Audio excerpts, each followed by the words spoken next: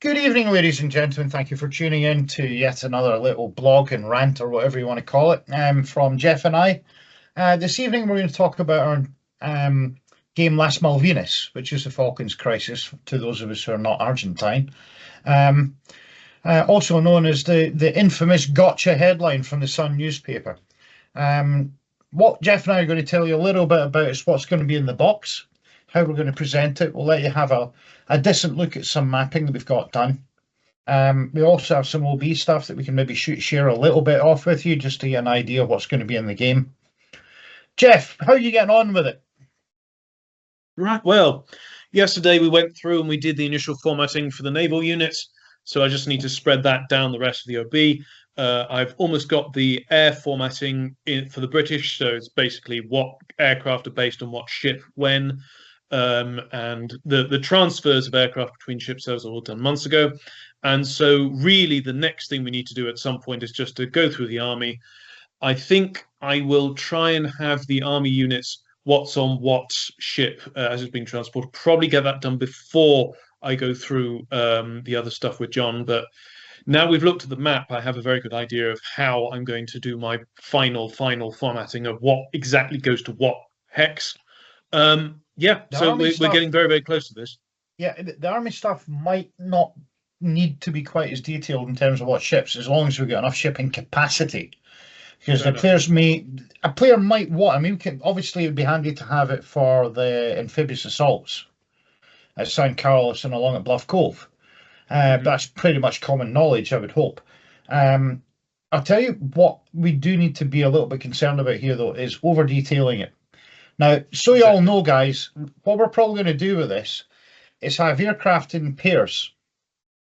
And there's one minor debate whether or not to have individual helicopters assigned to the various destroyers and frigates, or if we want to get rid of them and just build it onto the ship as a capability. The thing is, though, if you lose your Lynx or Wasp helicopter, that's actually a really big downside from anti-submarine warfare perspectives.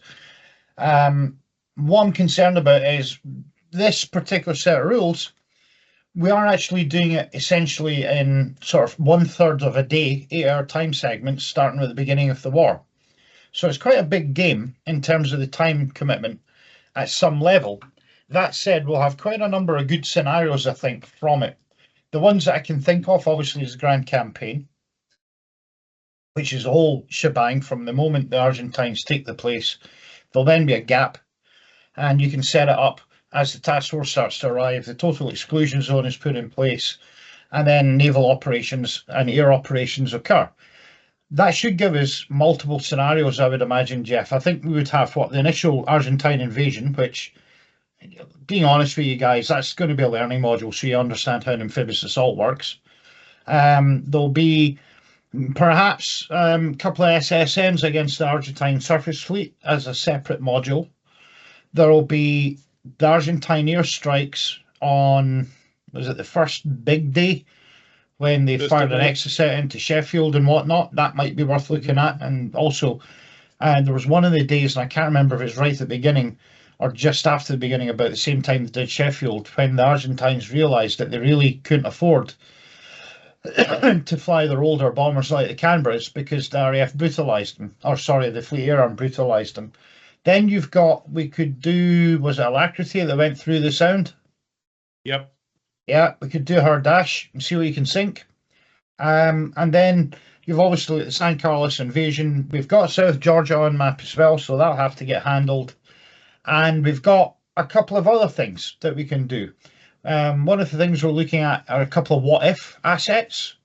I don't want to give too much away, as you know, I like to do stuff like that, and Geoff's right up for it. We've got some interesting ones. Some of them are very fair division of, very fair allocation of force in the order of battle. Wouldn't you say so, John? Yeah, I would think so, yeah. Especially if I get my way and have American intervention. I mean, to be fair, you only need 18 planes for that. You don't really need anything else. So what I'm going to do, I'm going to share the screen here, and we'll walk you through a couple of things that we've been talking about. So hopefully this will be visible in the video. If it's not, really sorry, we'll try and find a way to get some snippets up and get them on Facebook or whatever. So essentially, we're going to present it with a slightly different font to what you're used to. We're using a different font because it's got serifs and numbers and it's sans serif in text, which we all quite like in the company. And you'll see little comments here that the 1977, hey, Dreadnought was there and did the hello, make sure the Argentines don't attack us. That we're probably going to delete because, to be honest with you, it was just a political stunt. But as you can see, it's going to be quite similar to what I used to with TSWW. We've got a lot of comments down here. We need all this sort of information that I'm just highlighting in the notes, all of which obviously are deleted before you guys get the game, so that I can rate the ships with Corey. Yeah.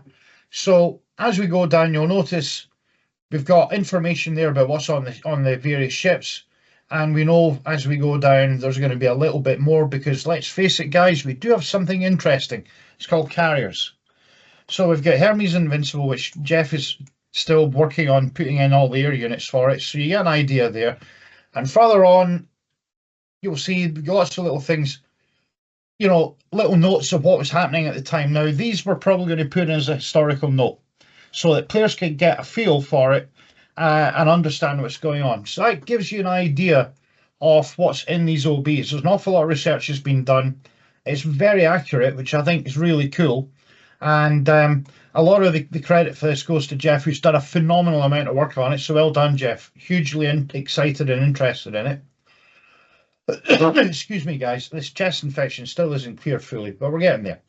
So this is the extent of the mapping. I'm going to put on my export parameters. So there's 3 maps. So the big one is a C-zone map. And as you can see, each one of these hexes is about 75 miles across. That black dotted line is essentially the exclusion zone. Now, it's about the right place for it. It's about the right size.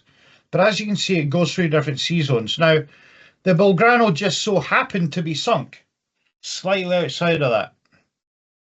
The Argentines did admit, by the way, and I've stated multiple times in public, despite Argentine public outcry about it, the ship had reverse course temporarily because she was marking time, hoping that the Vicento de Mayo, their carrier, could either operate fast enough or find some decent wind so they could do a pincer attack in our carrier group.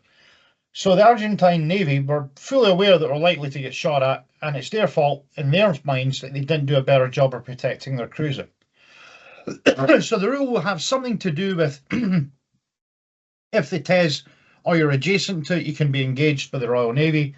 Later on, the exclusion zone will be removed because essentially the British just said, right, it's a war zone, it's a free fire zone. If you're Argentine, we'll shoot at you pretty much anywhere from the Argentine coast out beyond the Falkland Islands.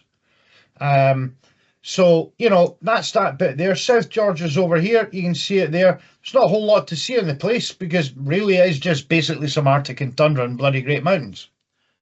The C-zone map gives us a lot of opportunities. We could theoretically do a Chilean intervention, at least at sea, but I'm not sure we want to. That could be a bit awkward in terms of counter space.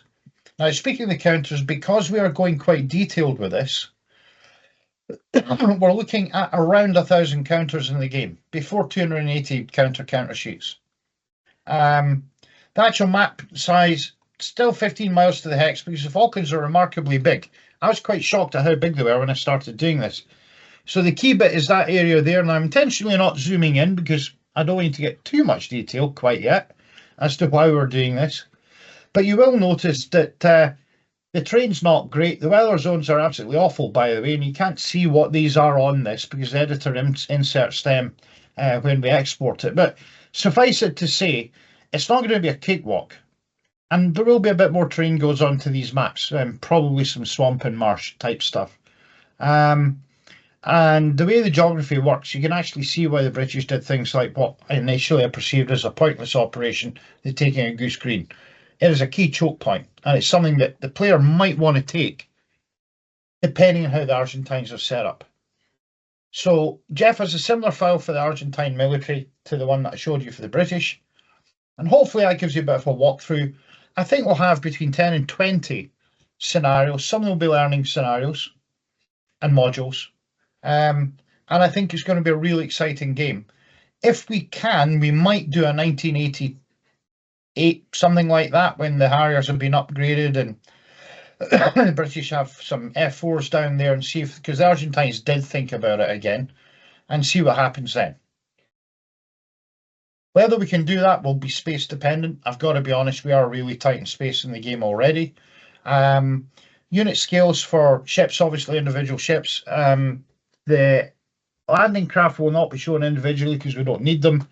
It'll be a generic LC counter, pretty much like anything we've done in TSWW. The other thing that we'll be doing is ground units are going to be significantly smaller. So it'll be a re-rate done to tie everything together, but effectively battalion is likely to be the biggest single counter. Now the Argentines have a short division on the islands and the British put a short division into the islands. But with the amount of terrain you've got to cover and the various different things you have to do as the Argentines and the British, you really need to fight at battalion or company level. So there's a couple of minor decisions to be taken there. We do have the information pretty much down to platoons if we want it. You're not getting platoons, guys. I'm telling you that right now. I have banned them from this game. There's a very relieved Jeffrey there.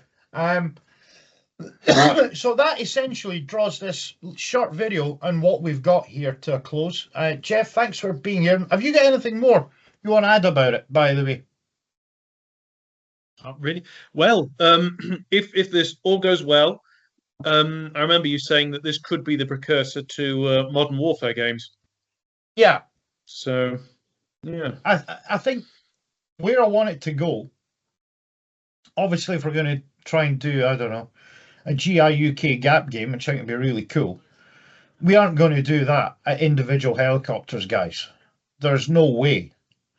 Because an American carrier battle group would turn up with about 50 choppers. You know, it's not a good idea to do it that way, but we could use the rules from this quite easily to do modern warfare. And certainly we could cross-adapt it to things like the Arab-Israeli wars in the 60s and 70s. That wouldn't be too hard to do.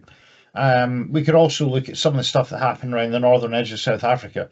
There are books about that published in South Africa. We need to buy them, read them, need to do some digging. But the Bush Wars are actually very interesting. I have some stuff from the Air Force about that, and I can get more. So that's a possibility. So there's lots of options in the back of doing Las Malvinas. And because it's a limited conflict in terms of the scale, it's fairly easy for us to tie in the rules to get it to work. Once it works here reliably, guess what? It'll work pretty much anywhere, as usual. So that's it for this meeting. Geoff and I will have a wee chat and we'll come back on and have another wee blather with you in a short while. But thank you so much for listening. I hope you're excited, hope you like it. If so, like and share down below. And remember, please support us, please add more likes to it, please talk about us, please buy some games from www.tkcgames.com because we rely upon your support to keep these games coming out and to make it worth everyone's while. Have a good night, take care, bye bye.